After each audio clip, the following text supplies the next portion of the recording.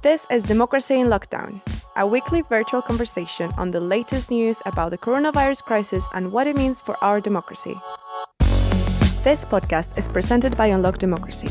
We campaign for a better democracy and a new written constitution built and owned by the people. My name is Sam, and I work at Unlock Democracy, and we also have with us today... My name is Trudy, and I also work at Unlock Democracy. Funny that. Trudy, how are you coping with lockdown at the moment? Pretty well. Very fortunate. Feeling very fortunate to have a job that I can work from home with. We have a nice little bit of green space, so feeling quite fortunate. So coping quite well, apart from all the stresses, all the daily stresses of being cooped up inside. How about yourself? Good stuff. Yeah, not too bad. We've got a fair bit of space where I am, and the funny thing is, in Cardiff, we've had the longest undisrupted sunny weather since at least last August. So as long as our state mandated exercise is still allowed for a little while, then that'll really help me stay sane. So a lot has happened in the past month, hasn't it? It's the 7th of April today, and I was just thinking about what we were up to on this day a month ago. Well, we saw each other that day. I got on a train to Bristol and took part in a workshop that we were doing about the Conservative government's new threats to our democracy. Do you remember that? I do, and it seems like way more than a month ago. I was looking at the calendar the other day and I realised, oh God, it was Bristol Transformed the other month, which was a really great event and loads. It was really nice, to socialise with people. But yeah, that's where I was a month ago, which seems so far away. Yeah, just casually getting a coffee in a cafe and then trundling back on the train seems like a very long time ago.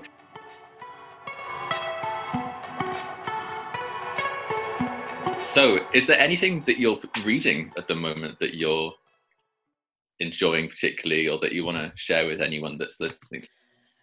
I mean, I've not been getting into books yet. I've been more reading lots of long reads, and publications are cropping up now that people are working from home. So I'm getting stuck into all the long read coronavirus response work that's happening.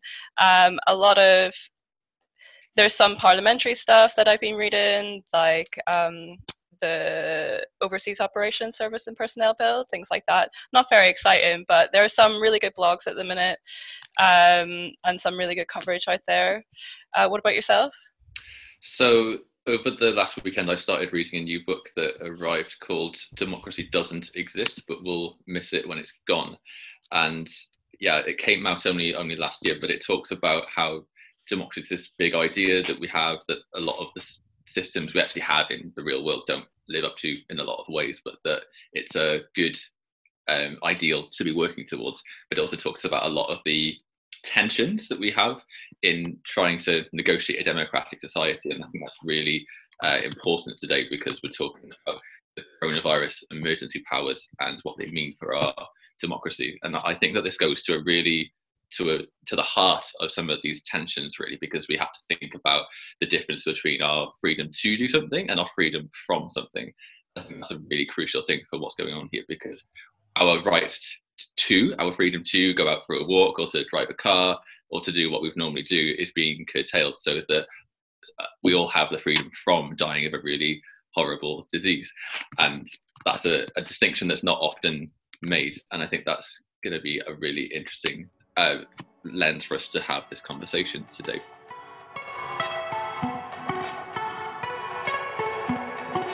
So all over the planet, people are living under lockdowns, unprecedented crackdowns on our rights and freedoms, but they're being done in the interest of the community welfare as a whole. So it's hard to get a sense of how proportionate they are, because this isn't a straightforward case of a government saying we want to hold on to power, so we're going to stop people from protesting. It's genuinely for the health of the whole community. And all the evidence says that the public are overwhelmingly willing to make these sacrifices, both in terms of polling data that's been available, but also in the really high levels of compliance with the advice that people are taking. That's what the information that we're getting from the ground, from police forces. But what about when the immediate emergency is over? Are we going to see a general ratcheting up of restrictions on our rights? And how are these emergency measures going to be applied on the ground? So I think these are some really interesting questions that we need to grapple with. So before we set out to have this conversation today, we posed some questions online about what people want to hear about in a conversation about these emergency powers. But we also asked our members and supporters what they were concerned about at the moment. So we send out a newsletter every week or so called The Slingshot, and we asked people whether they think that democracy will emerge from this crisis in a stronger position or in a weaker position. And not many people were saying stronger, but there was quite a big divide between people that think it wouldn't change very much. We had 21% of people say that they don't think democracy will change after this crisis, whereas some people thought that it would be weaker. So 34% of people thought that democracy would come out of this situation somewhat weaker, while 26.6% thought we'd come out of it much weaker, which is a pretty concerning place for people to be. And we also asked people, is there anything that Unlock Democracy should be focusing our attention on, or is there something that's not getting enough attention in the media right now? And what we also found that was interesting was that the use and abuse of emergency powers was selected by 37.6% of people. So that's something that people are very concerned about.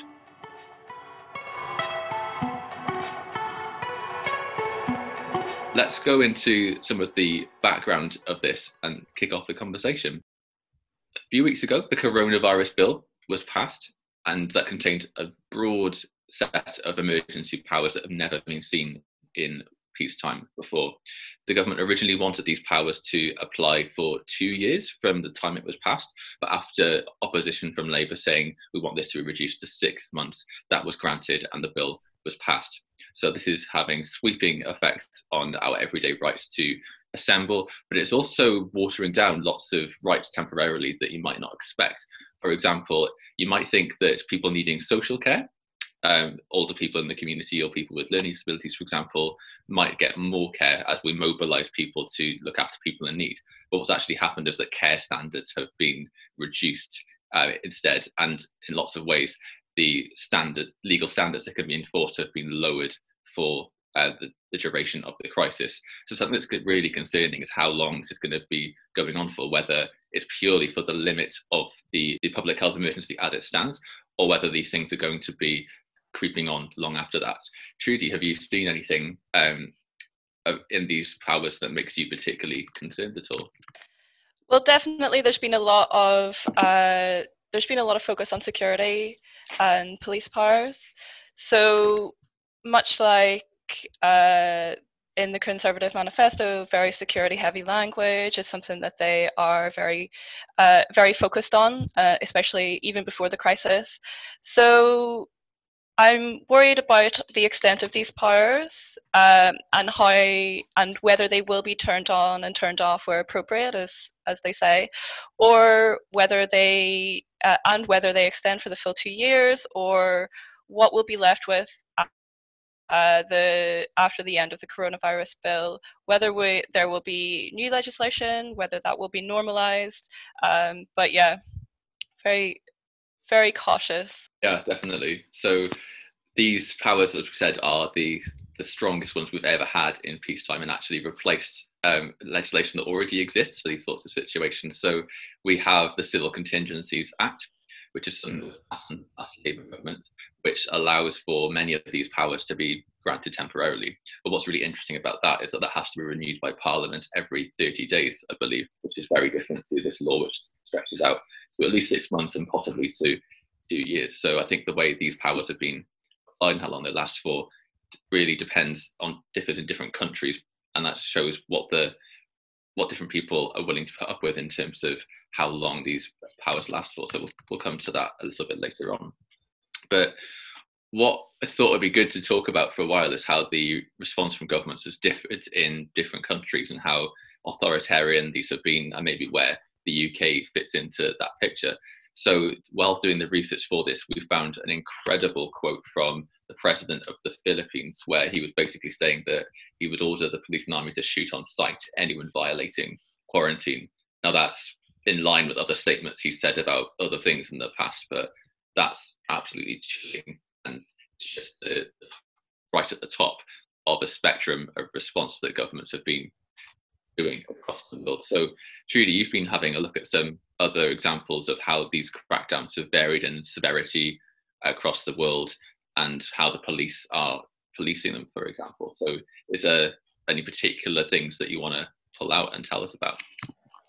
Yeah, well, what I've noticed is that there's been a range of ways that governments have responded. So you have invoking emergency powers through the European Convention on Human Rights. You have primary legislation like what has happened in the UK and what has happened in France. Like the coronavirus bill, the French government have put in place an emergency health bill instead of emergency powers. And other countries are declaring a state of emergency. So the basic response has varied in that way. The overarching theme is obviously security and how to enforce a lockdown that is exceptional in terms of it's an infringement on human rights. Is it what is necessary and what is proportionate? So Japan today have declared a state of emergency, but for example in Japan there's a lot more of a culture, I would say a culture of authority. So the emergency powers give the governors the authority to call on the people to stay at home and for businesses to close. So it gives them that authority. But what the Japanese government have not put in place is enforcement, fines, the things that we generally see here and in other places in Europe. The enforcement relies more on peer pressure in that sense and respect for authority.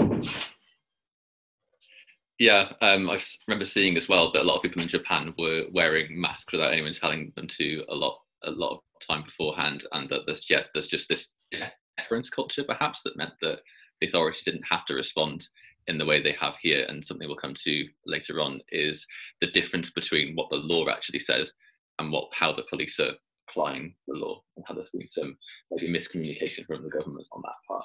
Are there any other countries that you think are really worth pulling out and throwing into the discussion? Yeah, so I mean, I'll come on to Hungary in a minute, because that's like another one of, much like the Philippines, is a lot more of a controversial approach. But it's worth mentioning Spain, who've one of the strictest lockdown procedures in Europe. Now they've been hit very hard by the pandemic. So their state of emergency is actually written into their constitution, and in that it expires after 30 days, and it can be renewed, but it has to go through their parliament, basically. So what we have in comparison is that our extra powers must be renewed by parliament after 6 months and expires after 2 years. So you have this difference in how much scrutiny is being brought to the emergency legislation in the UK or the protocol in Spain. So this has given police much of the same powers to find and arrest people. And to put that into perspective, by the end of March in Spain, police had issued 100,000 citations and arrested 1,000 people for violating social distancing regulations. Fines can range from €100 to €30,000 for serious violations. Now, I don't know what 30,000, what you have to do to be fined €30,000, sorry. Wow. That must be a pretty serious violation. I'm not sure if it has actually happened. We have had some reports of drones being used by police. They have been using that in Spain as well. And the police have also set up 30,000 roadblocks to stop people from traveling. Now, you see like much of this as quite similar, maybe apart from the roadblocks is something that we don't have here. I would say that it's that 30-day renewal, that it being brought back to the government, and a much more of a collaborative approach to responding to coronavirus from Spain, in terms of their communications with the rest of the assembly and with their own devolved powers. By contrast, Hungary. So Viktor Orban has used the state of emergency to get gain unfettered power for an unlimited amount of time. So basically, this state of emergency has let him bypass the whole constitutional infrastructure and has pretty much made it irrelevant. Now, what we've seen come out of that is that the emergency decrees have seen a rise in military presence. So by the end of March, for example, some 51 of 108 hospitals were put under the direction of a military commander, which is something which is unimaginable here. So that is the kind of knock-on effect it has had, and it's the kind of, you can see what is going to come out. You can see what worrying things might come out of that, even though it is still an ongoing situation. Yeah, definitely. Really terrifying stuff from Hungary. And it seems to me that the way that that's tolerated is part of, that hasn't just come out of nowhere. It's not just a well-functioning democracy that has just suddenly said, yeah, we're going to give all these powers to tackle this health crisis. Hungary has been for a number of years now going down this kind of authoritarian populist route where the will of the people, quote unquote, and the will of the majority is more important than the principles of democracy itself. And I think that the different ways in which these lockdowns have been managed and imposed in different countries in Europe, for example, maybe reflects how much people are thinking about these things. So, you say in the UK, the idea of the military running hospitals, it's just something that we can't think about. That's not part of our culture. And again, I think the government is still very reluctant about the idea of having the military on the streets, helping to police the lockdown in a way that's maybe not as big a problem in other European countries. And again, I think roadblocks, which we have seen some examples of, isolated instances of in the UK, of police doing, particularly around national parks, is a very concrete, this feels authoritarian, but it's not something that we're having here yet. But so it shows that, to me, the UK is maybe not in a massively healthy place in terms of how we think about our democratic institutions and our response to this crisis, but it's certainly by no means the worst either, which I think brings us on to talking about police powers. So what we've seen is that the government has issued, finally, relatively clear guidance that says that you should only leave your house for 4 purposes. That's to go to work if you can't do it from home, to care for a vulnerable person, to get food or medication, or to exercise once a day. And this once a day thing is quite interesting, right? Because there's nothing in the law that restricts it to that. There's nothing in the law saying that you can't go for a drive, but the police are interpreting this stuff very differently. So the difference between what the government is saying and most people voluntarily complying with that because it's in the interests of public health, as far as we know, and the difference between what the police can legally enforce is something that is maybe a bigger problem for us. We don't have that kind of deferential attitude to authority in the way countries like Japan have, as you've already said. So, Trudy, are there any particular egregious examples that you've been seeing of how the police have been acting in this situation? For me, no. I mean, I've seen more of a confusion in the community around me of what is acceptable and what is unacceptable. For example,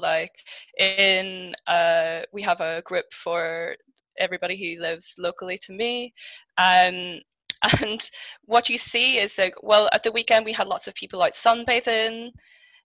They were socially distanced. They were way more than 2 meters apart.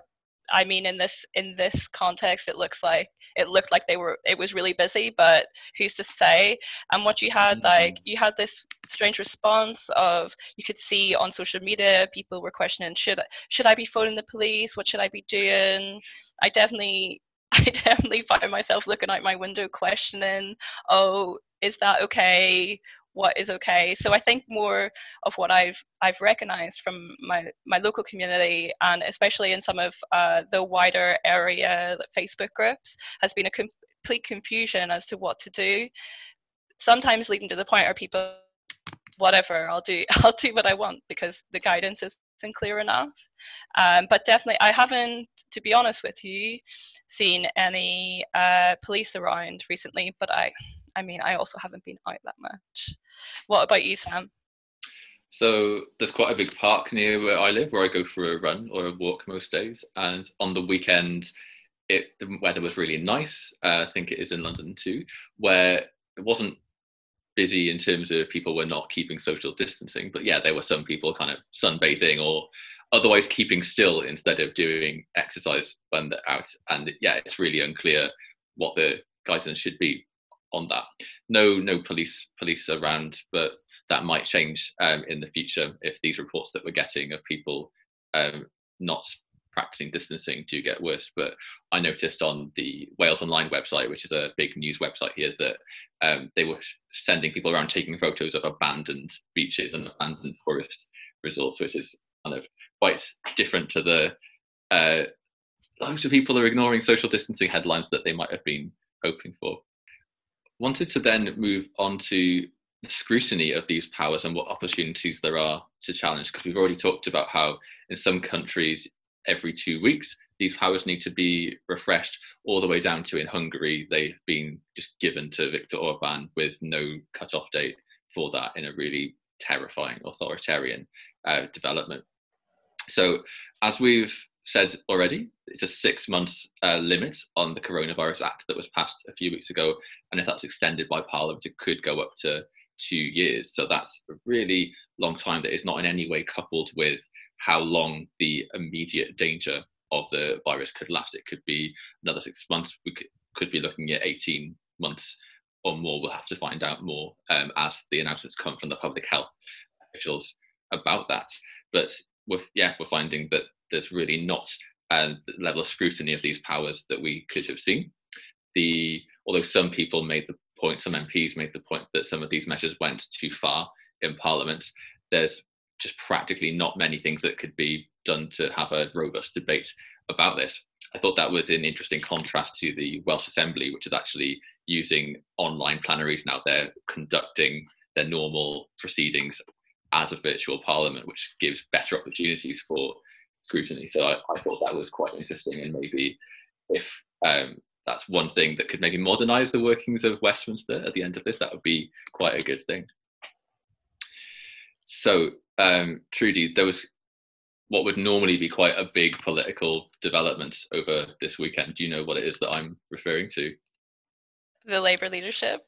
Yes. So Keir Starmer became the new leader of the Labour Party over this weekend. That would normally be quite a big development, but has been kind of overshadowed by what's going on. And I think it's going to be very interesting for him because he occupies kind of this half in, half out figure where he's been very involved in the justice system in the past, and is now very much having to hold the government to account for this. So I think it's going to be really interesting to see what actual opportunities there are for him and the Labour Party to do that when Parliament isn't sitting, and maybe the only way he can raise things is by mentioning them in the media in a way that the government has there's no requirement on them to come before a select committee or anything like that, at least for the next few weeks. Is there anything you'd add to that about it's going to be very interesting to see what Keir Starmer says about how these powers are applied or how long they're kept in for? Well, yeah, I noticed on the news that whenever I was looking for the results of the later leadership election, for example, I didn't get a push notification about it. It was only whenever Keir had made a statement about coronavirus, that news cycle, if you know what I mean. So I think one thing is that there will really be a struggle for people to get their voice heard at this point in time. Definitely anything that is not coronavirus related will be pushed to the wayside, more or less. Yeah, absolutely.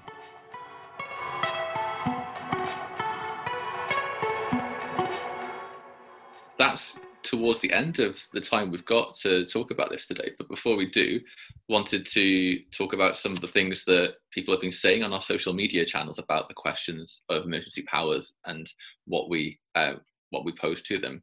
So some of the comments range from the establishment will never relinquish its power and privilege without a fight, and it will just return to the same not-for-purpose institution that it is now. That's someone referring to Westminster, I think.